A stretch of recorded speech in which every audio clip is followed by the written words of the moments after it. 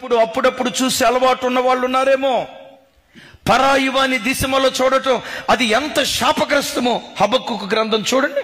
తన పొరుగు వాని మానమును చూడవలెనని ఎవడైనా ప్రయత్నం చేస్తే ఘోరమైన ఉగ్రత వాని మీదకు దిగుతాదట. తమిళారా వింటున్నారా?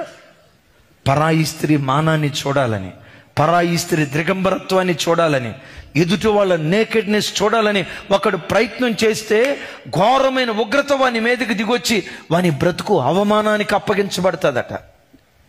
ఘనత కనుమరుగైపోయి వాని తల మీద అవమానం కుమ్మరించబడుతున్నట్లుగా దేవుని యొక్క వాక్యంలో రాయబడి ఉంది.